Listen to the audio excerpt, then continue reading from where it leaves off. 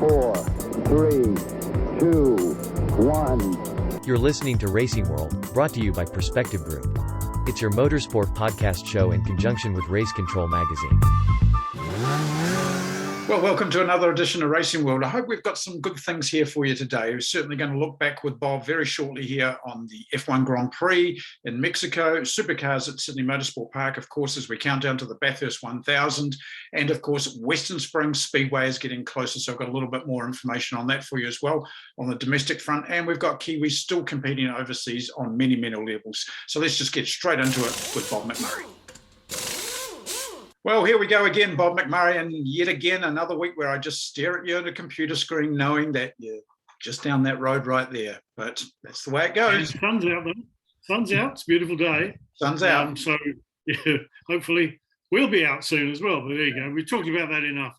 Everybody's in as much of a painful position as we both are, I guess. Exactly. So let's talk motorsport, eh? And let's, first of all, let's, as always, because of our strong bias towards New Zealanders, rattle off a few New Zealand things we know. So there were a couple of people in US F3, I think, over the weekend, wasn't there? Well, yeah, it's called Formula Regional Americas. Yeah, basically. That's why I got you to say it, you see.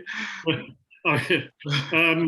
fact, to be honest, I'm not sure. But is it F4 or F3? I can't remember. But it's probably more like F4, really. Nonetheless, it doesn't make any difference. Ryan Yardley and Caleb Nato were driving over there. Ryan Yardley, I think, concluding his campaign in America with Kiwi Motorsport, okay. And Caleb Nato is starting a campaign in that I think he's just doing one race over there, one weekend over there. Caleb did well. He qualified reasonably well. He was getting used to it. He ended up basically over 3 races with a 6th, a 4th, and an 8th over the weekend. So, I mean, that's not bad. You know, there's quite a lot of entries in there. Ryan Yardley did not have such a good weekend, but it was okay for him. I mean, he made a little mistake on one of the preparations for the race, and I think he got a podium as well. So, all in all, not a bad weekend for those two guys, and enjoying, hopefully, what will be the beginning of a career in America. I don't want to get rid of either of them because they're good races here, and Caleb especially in Toyota Racing Series and in the S5000 series that he raced in Aussie last year. If he can get into that again, if he wants to, I think he'll do pretty well there. So, yeah, good on those two blokes. Another guy that did reasonably well, you might have heard of him, world champion, Brendon Hartley. In the 2021 World Endurance Series campaign. He got his 3rd win in the campaign, and that's the end of it, I think, now. Yeah, that was that was the 8-hour race. Yeah, that's it, the 8-hour race. So, unfortunately, well, not unfortunately anything. I mean, what a great career that Brendan's had in the fantastic. In the wonderful. He's driven for Toyota, he's driven for Porsche. You know, I think that he's done way more than people probably give Brendon Hartley credit for at times, and he certainly is a person that's very well respected amongst a lot of those drivers as well. I agree, absolutely solid driver. It's such a shame that his Formula One campaign he was brought in by Red Bull, admittedly, but he was kicked out by Red Bull after he'd done a lot of testing for the Honda engine, which has proved to be quite good. So that's, it's such a shame there, but nonetheless, he's been a Formula One driver. He is a WEC driver, a very successful driver. And generally, he's a successful driver, simple as that, Le Mans driver as well, of course. Staying with Kiwis overseas, and I know we talked about it last week, Hunter McElrea should find out this week. I think it's rumoured to be about the 17th of the month, so not too far away now, as to whether or not he will be the top pick out of the drivers that Andretti Autosport tested in the Indy Lights car. I'm assuming, reading between the lines, it's also got to do with how much money's coming to the table as well. I was going to ask you that. You've got a finger on the pulse better than I have over there. Is it dependent on money? Does he have to come along to Andretti and say, "Look, I've got $1 million, $500,000, whatever it is. I'll drive for you"? I don't think that there would be a paid-for drive at Andretti Autosport at that level. I just can't see it. But Hunter's in the game. He, as we said last week, he held his head very high in that test. Very impressive, and it's a continuation of his road to Indy. Korea, that's the 3rd step in the rung, if you like, and then the next one after that's IndyCar. So for a guy that was just in the elite academy only a few years ago when we were giving him a hard time in Dunedin, he's come a very long way. So it's it's another one of those people that you can put in that category. And just quickly mentioning the academy as well, applications for the 2022 academy are now online through Motorsport New Zealand. So check that out. Get in. To anyone who's watching it who has applied before, apply again, because we had so many applications this year. You got to be in to win. So if you don't get in, then you've got no one to blame but yourself. So that's right. And just look at the history of the whole scholarship since it started. Just look at the history of it, and you'll find out how worthwhile it is. Going back to McElrea, I can't imagine him being in America and with there being a reasonable flutter of very rich young American drivers around, that he's going to be able to come up with the amount of money that's necessary. So he's got to do it. There's got to be an awful lot of talent involved from his point of view as well, because, well, he's come a long way. He's certainly come a very long way. He's a very marketable driver now. He's very savvy in the American way. You know, he hasn't come back home. He stayed up there because of, you know, all the COVID reasons and everything. I think the interesting thing that came out during the week too was that Matthew Brabham was also at that test, and Hunter was quicker than Matthew Brabham. Significant thing there is Brabham has been up to the top level in Indycar, ran in the 100th running at the Indy 500, and is now trying to pursue a career back in Indy Lights, and believes that's the only way he's going to get back into Indycar. So quite significant that this guy has now come back to there after doing stadium trucks and all sorts of other bits and pieces, but he's now saying he wants back in IndyCar, and the only way he can see himself getting there is to go and win the Indy Lights Championship. So, you know, there's some pedigree there for sure. Now, moving on to the big topics, we may as well start across the Tasman. Sydney Motorsport Park, it rained. It did, and it's amazing. They're there for 4 weekends, and so far every race has been kind of different. There's been different conditions for every race, which is helping, because I think we're going to get a bit fed up with Sydney Motorsport Park by the end of the fourth weekend. Whether that is, well, I don't know. I enjoyed it anyway. I enjoyed the whole weekend. I think it was a pretty entertaining viewing generally. I mean, driving in the dark. At night, should I say, in the dark, in the rain, and not only in the rain, in conditions that made, you know, a lot of motorways driving would have stopped in those conditions. So yeah, it was difficult to say the least, and well, that's illustrated by the fact that the final race was curtailed by some laps, giving Jamie Whincup the win, which he probably would have got anyway, having thought about it. But I thought it was, there's this thing going on, obviously, between Shane van Gisbergen and Anton De Pasquale, Davison thrown in there as well now and again. And it's a kind of, I was thinking of the weekend, is kind of a bit of a mirror to the Mercedes, Red Bull, Hamilton, Verstappen battle as well going on, isn't it? You know, one car's faster than the other at various places, and there's a bit of antagonism coming in there, which is what everybody likes. It really does. And then you get that little penalty thing at the weekend. Did Pasquale slow down as he came to the line to wrong foot Shane Gisbergen? Well, yes, he did, because the officials said. Well, then in that case, why have the officials decided not to penalise De Pasquale? Because he went against the regulations by lifting off, and you can't do that. So it's all got a bit muddy and horrible there.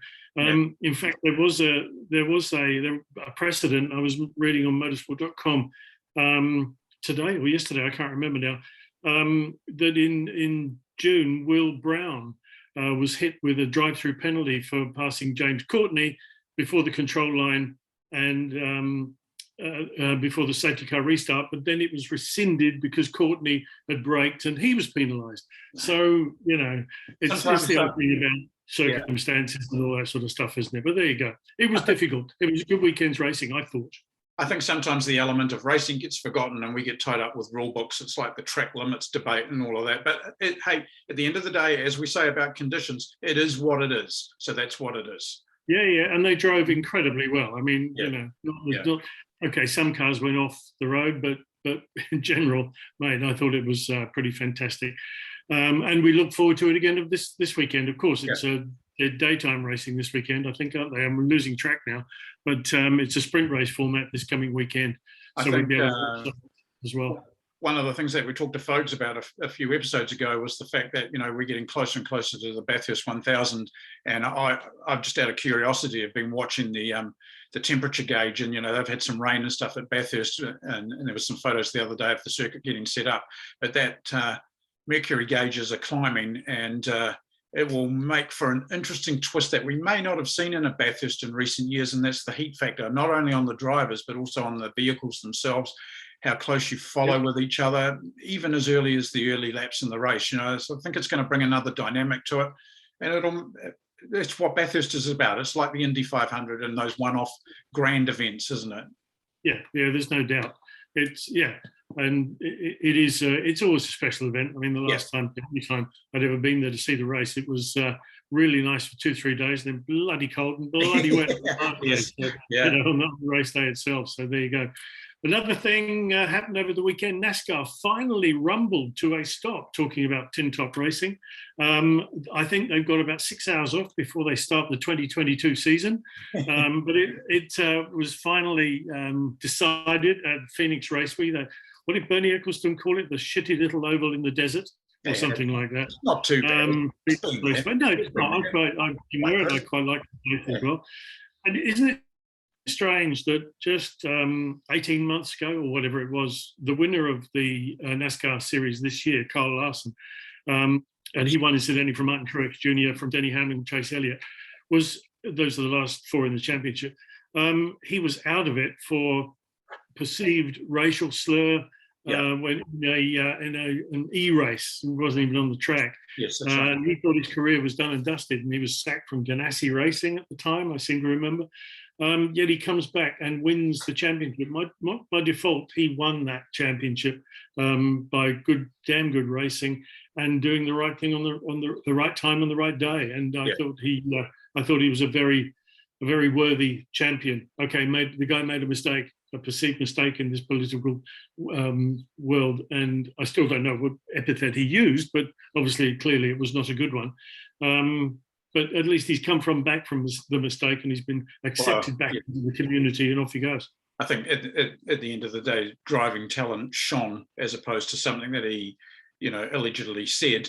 The actual talent of the guy came through, and as we well know, Americans love their stats. And I was looking at it today. He's the only driver in history, here's a quirky one for you, to win a USAC midget feature race and the NASCAR championship all in the same year.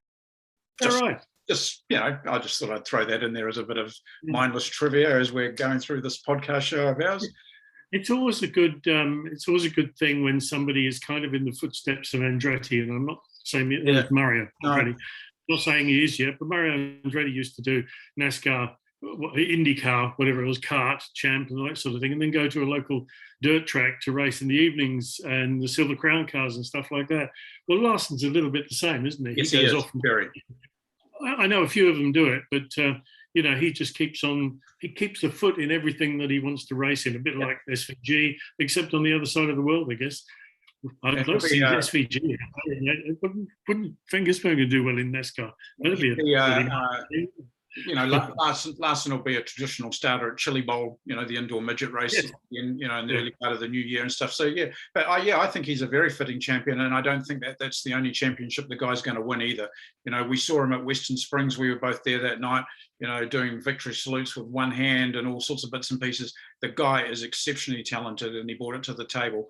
The only other thing that came out of NASCAR over the weekend, it was the final race for Chip Ganassi Racing in NASCAR. The team now sold. Chip had done that several months ago, but that was their final race in the championship. So they have the Cadillac sports car program next year, and then of course Indy cars. And it was confirmed this week they will run 5 cars for the Indy 500. They will attempt to qualify 5 cars. So Jimmy Johnson has said he is in. TK is still in for yet another farewell tour. I don't know what version of farewell tours that is, but it's a farewell at the Oval again. But Ganassi have made the commitment. There will be 5 cars, so that pushes the car count up. Whether they all qualify, that's the magic of Indy. They can't. Not everybody that enters can qualify there, and that's the good thing about Indy, and that's the good thing about the lead up to Indy with all the bump days and all that sort of stuff going on. So that takes all those extra cars, take Indy back to what it used to be when they had 50 entries, and it was trimmed down. our two Kiwi crew chiefs, because of course, well, our team managers, because last week we announced the fact that Blair Julian had stepped up to the role of team manager. So he's now got to look after 5 cars at the Indy 500 and probably on the timing stand for Jimmy Johnson at that one.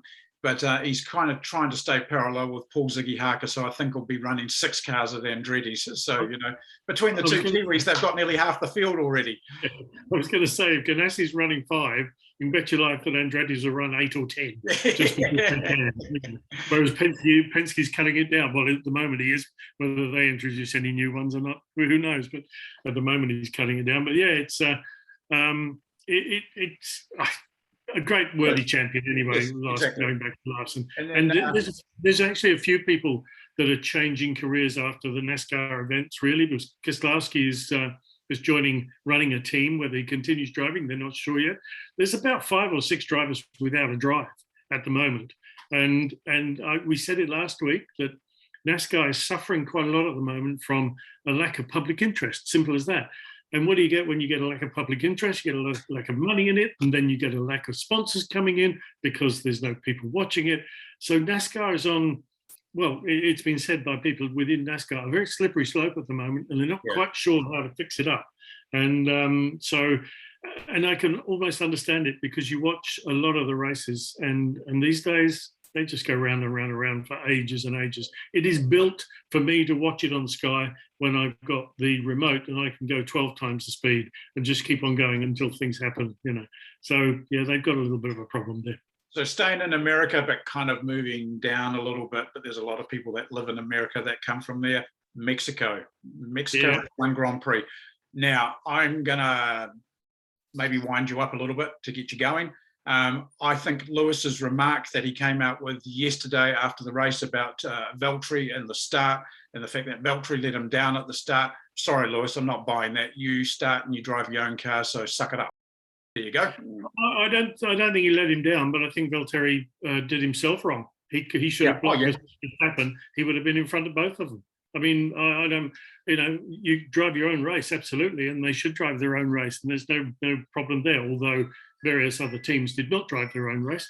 They were swapping things around, Ferrari especially. But I think he just did it wrong from his own point of view. Yes. If he'd stuck wide, then he wouldn't have got tangled up with Ricciardo, who incidentally should have been given a penalty for turning him around. He shouldn't really have got away with that. I don't care if it's the first corner or not. If you hit somebody in the back and you turn the guy around, you're liable for some sort of penalty, aren't you? But it was another huge event, wasn't it?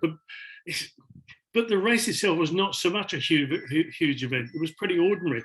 I mean, these events, which Formula One is becoming, they're actually getting a bigger occasion than the race itself. It's a convoluted way of saying it. There's a massive event, and then the race is pretty average. Couple of hours in the middle, after the first couple of laps, it kind of settled down, and the Verstappen and Perez, that car and them driving it on that track so far ahead of anything else, it was unbelievable. I mean, they were lapping people easily, and he was playing with Bottas when Bottas was trying to get the fastest lap in the end. Verstappen was playing with him, just slowing him down and speeding him up. So I don't know. Verstappen had a stunning drive, and his pass into turn 1 was the race. End of story. He had to keep steering it for the rest of the 70 laps, whatever it was. But he, stunning late on the brakes, but the car was quick. Simple as that. After qualifying, I kind of thought to myself, I can hear 2 messages coming out when we get to the race, and the first one is going to be, Valtteri, this is Toto. Let Lewis pass. And then the other one would have been Checo, this is Christian here. Let Max pass, but it didn't play out that way. And that's probably a good thing, because I would hate to have seen that come into play. It would have been, from Perez's point of view, that would have been cruel. Absolutely cruel. I can see him doing it. I can speak. Oh, yeah, and you have to. That creepy bugger Christian Horner, I can see him doing it. What annoyed me, something always annoys me. Lots of things annoy me. I annoy other people. That's going now. When he came out with that stuff about they were Tsunoda, because Tsunoda went off the track and Perez followed him. And he said, we were Tsunoda today, and he immediately blamed Tsunoda. And then when you listen to Franz Tost, Tsunoda had been told to pull across. The team told him to pull across, not get in the way. It was Perez that made the mistake by, just keep taking his eyes off the ball and following him. But now the thing is with Christian Horner, creepy Christian comes out and he's blaming the media for exploitation of his remark. The media didn't make the remark, mate. You made the remark about Tsunoda. So either say, I'm sorry, Yuki, or something, but don't just blame the bloody media and people for exploiting what you said already. God. It's at that point in the championship where this is where we're going to see what makes up Max in many ways, and he's on a roll now. For Christian, it's a reminder of the fact that they haven't had a championship since Seb won them one. For Toto, the flip there is he might be about to lose a championship, and he hasn't done that. And for Lewis, he really hasn't done it in a while either. So it's a real crossroads, and I actually, in many ways, still favour Mercedes on that, because I think that when push comes to shove, they'll actually be stronger at that. However, Hamilton did say, I think I'm starting to lose this championship. And that was a turning point. But it's also the game of bluff. It's the head game thing too. So, and they're both masters at that. Max is far from going to get suckered in by Lewis when it comes to that. He's not a first timer at this game. No, not anymore. And in fairness, for Formula One, the whole antagonistic battle, that's great. Van Gisbergen, etc., is great for the sport. And come on, Mercedes and Hamilton have won it a few times now. It's not bad to have another competition, and then going into, if it does happen, then going into 2022 with the new cars and all sorts of things on what would be a more level playing field, because everybody's starting from scratch, allegedly. Just to see how they pan out there. And so it's not a bad thing for the championship and for Formula One generally. So, and you've got things, people like Gasly. I mean, Gasly, once again, he drove well. Yes, he was lonely all the way through, but gosh, he drove well. Ferrari have now overtaken McLaren. They don't look like they're going to lose to McLaren much in the future either. I think that third position is sadly slipping away from McLaren big time. Has gone already, I know now. But it's slipping away from them big time. It was kind of quite average performances from both the McLaren drivers in many ways, and the Ferrari guys get them in their own game. I don't think it was average from Norris's point of view, because he was mired in getting past. Don't forget he started from the back and he finished in the point. One point. No. So Lando Norris's point of view, I think it wasn't too bad. But Danny Rick, you hit the guy in front, you come in, you've got new tyres, and you still can't get up the grid to score a point, where people were pitting and doing, I thought that was pretty bad. And then you look at Valtteri Bottas again, who was stuck behind him the whole race, effectively. So, neither of those guys covered themselves in any glory. Other people did, but not many. The circus moves on now to Brazil, another very interesting track and very interesting conditions. And this is this run of multiple weekends of racing, which again is going to prove maybe who's fittest when it comes to the championship, or who's the most organised when it comes to the championship.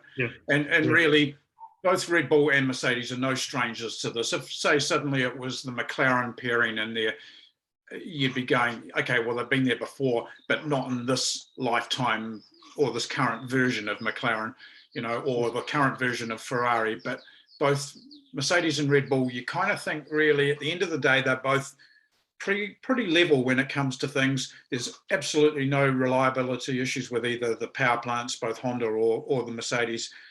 Drivers are a good equal, but I think Brazil will be another interesting factor in the equation, and then a flyaway again back to the Middle East. Yeah, you're probably right. There's going to be different strengths for different teams in Brazil. McLaren always used to go well there, but that was in a different era. Max Verstappen has been stunning there in the wet, and he's also spun. Mercedes have got a big engine coming up the last turn, coming up the hill. There's a lot of power in that engine, but it doesn't look like Red Bull are any slouch in the engine and slippery department aerodynamics now either. So everybody has got some sort of strength or other. What the weather forecast is, I don't know. You never do know in Brazil until the morning of it. I know that there's people there already with setting up the garages. From some of the McLaren guys they said the traffic hasn't changed yet, and it still looks like you're going to get robbed on the way to the circuit. So I hope we don't hear any of that, because everybody used to get robbed on the way to the circuit years ago. So Brazil is a special place, a very special place. That track is a very special track. Used to be in the middle of nowhere and built on a marsh, and now it's in the middle of favelas and all sorts of things. So it's going to be an interesting weekend to see, and it's almost in our time zone. What is it, 6 o'clock on Monday morning, I think the race starts, so we'll be able to get up a bit early and see it. So I'm looking forward to that. I enjoy Brazil as a race because it throws up a lot of different things there, and it's a good place to go for a race, which is exactly what Mexico is, to go for a race. You know, having the little baseball stadium in the middle of it there is a wonderful thing. Not very good for racing because everybody slows down, and that's the last thing you want a Formula One car to do, look as if it's a great lump of metal going around these slow bends, best seen at speed. But nonetheless, with the crowd there, what an atmosphere. I hope the Brazilians come back to Brazil, to Sao Paulo, to celebrate the Grand Prix there as they used to in the old days. Simple as that. Just before we go for another week, I just thought I'd end it on quite a nice note for you, give you a bit of the papaya feel, we might say. Congratulations to Kiwi Emma Gilmour, who's now part of the McLaren family in the Extreme team as well. Very significant, and it'd be very, very interesting to see how she goes. That one sort of came out of left field. Obviously, a lot of spade work's being done to get there, but great to see a Kiwi back at McLaren. Yeah, and they always, what's the old saying? Nice people never make it. Well, there's a really nice person that's made it. Yeah. And I've got to say, I mean, it's a vicarious pleasure just seeing her driving a McLaren of sort. It's an McLaren, okay, it's a truck, but nonetheless, having a Kiwi being part of the family for the first time in 60 years on the track. I know Amanda McLaren has been working in McLaren cars, and there's lots of other Kiwis there still, but to actually be a driver for McLaren since the days of Chris Amon, Bruce, Denny, that sort of thing, Howden Ganley. Yeah, it's absolutely wonderful. I really am really pleased for her. Yeah. And she had no slouch driving as well. And her driving with Tanner Faust. I mean, Tanner Faust, as you were there with me, DT, when he did that big loop-de-loop of the Indy 500 in the stadium truck thing. Stadium truck, yeah. Absolutely amazing. It's first time ever done. The Hot Wheels truck. Yeah. And he's a 4-time champion.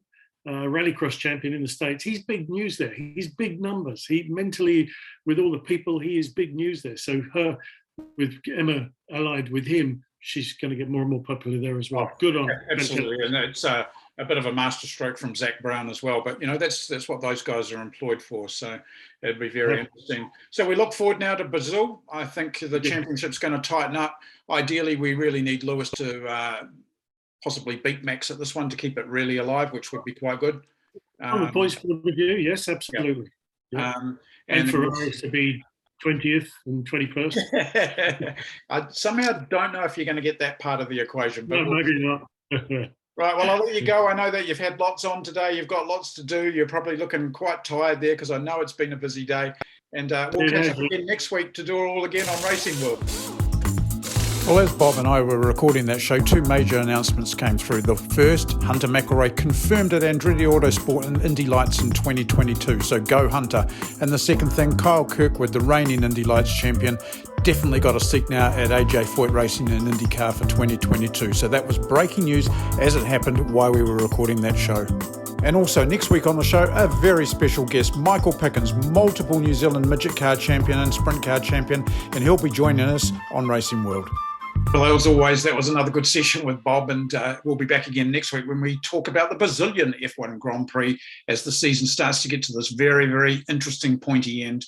You've got to think now that maybe the tide is changing towards Max Verstappen. But anyway, that's for next week's show. Don't forget, in between times, you can check out our Facebook page, which is Race Control Magazine, where we update that daily on all things with still a strong focus towards IndyCar, obviously. And then also, because of the fact that we've got this alignment now with Western Springs Speedway, check out Western Springs Speedway's website, WS Speedway, or Western Springs on Facebook for all the latest information about when the Speedway season is going to kick off within the Auckland region. But apart from all that, just remember, stay safe out there. This COVID thing is just not going away. It's giving us all a hard time, but enjoy your motorsport. Thanks for watching the show. Don't forget to share and like and subscribe, and we'll see you again next week.